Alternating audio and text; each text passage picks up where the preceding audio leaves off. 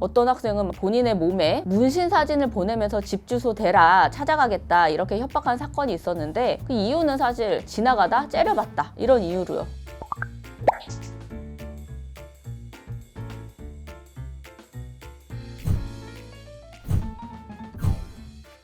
친구한테 사과를 요구하는 것, 이것도 학교 폭력이 될 수 있나요? 친구가 욕을 했을 때 너가 나한테 욕했으니까 지금 사과해줬으면 좋겠어 라고 즉시 사과를 요구하는 거는 학교폭력에 해당이 되지 않겠죠. 그런데 많은 학교폭력 사건에서 사과를 요구했다는 이유로 신고를 당하고 또 가해자가 되기도 합니다. 어떤 사건들이 있나요?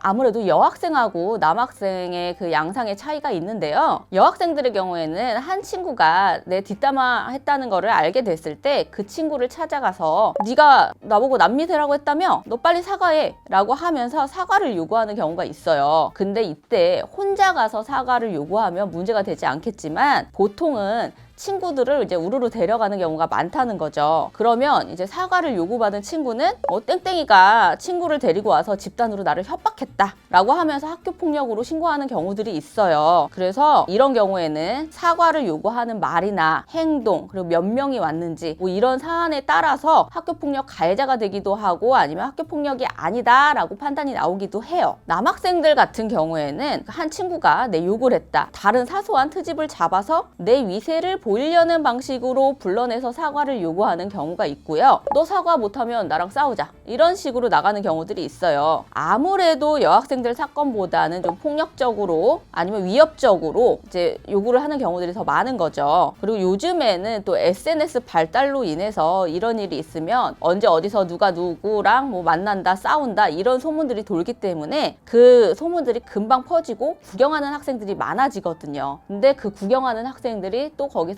뭐 동영상 촬영을 하고 뭐 SNS 뭐 라이브 방송 이런 걸 켜가지고 중계를 하고 이러는 경우들도 있는 거죠. 이런 행동을 하면 어떤 처벌을 받나요?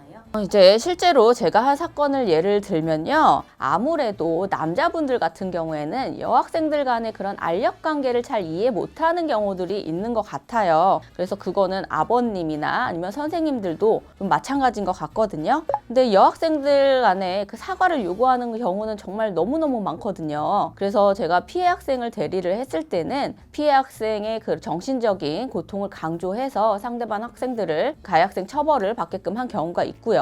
신고한 학생을 대리했을 때는 뭐 9명이 뭐 한 학생을 찾아가서 사과를 요구했다 이런 걸로 신고를 당한 사건인데 9명 전부를 이제 대리를 한 경우가 있었어요. 그때는 뭐 폭력적인 행위도 없었고 뭐 우리는 정말로 단순하게 사과를 요구하러 갔었던 거고 이런 것들을 잘 입증을 해가지고 이제 학교폭력 가해자가 아니다라고 나온 경우가 있었죠. 그리고 남학생들 사건, 특히 좀 뭐 지방 같은 경우에는 지역이 좁기도 하고 그 지역에서 불량 학생으로 좀 낙인 찍히는 학생들도 좀 있어요. 그래서 뭐 실제로 제가 한 사건에서는 어떤 학생은 본인의 몸에 문신 사진을 보내면서 집 주소 대라 찾아가겠다 이렇게 협박한 사건이 있었는데 그 이유는 사실 지나가다 째려봤다 이런 이유로요. 그런데 그 학생이 그 지역에서 워낙 불량 학생으로 유명한 학생이고 그러다 보니까 피해 학생뿐만 아니라 그 가족들까지도 모두 두려움에 떠는 그런 상황이었어요. 그래서 학폭 신고를 하고서는 피해 학생의 상황을 잘 설명을 하고 피해자들의 그런 정신적인 고통을 잘 설득을 해가지고 가해 학생에 대해서 높은 처벌을 이끌어내고 또 재발 방지를 위한 그런 협조를 얻어낸 일도 있습니다. 또 다른 사건에서는 운동하는 학생이었는데 피해 학생한테 SNS로 이제 사과라고 요구를 하다가 피해 학생 어머니에 대해서 음란한 모욕을 하고 또 피해 학생을 불러내서 폭행을 가한 사건이 있었어요. 뭐 형식은 싸움이었지만 사실상 그 한쪽 학생이 뭐 복싱을 오랫동안 했던 학생이기 때문에 싸움이 될 수가 없는 상황이었죠. 그리고 그 가해 학생의 친구들은 동영상을 찍어가지고 이제 학교나 친구들한테 유포를 해서 그 피해 학생이 그거를 견디지 못하고 자퇴까지 하는 그런 일이 발생을 했어요. 근데 이 상황에서 그 가해 학생도 우린 싸우기로 한 거다. 그러니까 나도 피해자다라고 하면서 같이 학폭 신고하고 형사고소하고 뭐 민사소송까지 다 진행이 됐던 사건인데 다행히 민사소송에서 우리만 피해자다라는 거를 인정을 받고 피해 보상까지도 다 받았던 그런 일이 있었습니다. 어떻게 교육을 시켜야 되나요? 사실 아이들이 사과를 요구할 때 상대방이 사과를 하지 않으면 폭력적인 행동이 나타날 수도 있다라는 걸 예상을 하셔야지 돼요. 폭력적인 사건이 또 발생을 했을 때는 그 가해 학생의 친구라는 이유, 아니면 그 장소에서 구경을 했다는 이유, 그런 이유들로 인해서 같이 가해 학생으로 신고당하는 경우들도 많이 있거든요. 그래서 우리 애는 구경만 했는데 집단 폭행 가해자로 지금 신고가 들어왔어요. 이런 경우들이 상당히 많습니다. 그렇기 때문에 사과를 요구할 때는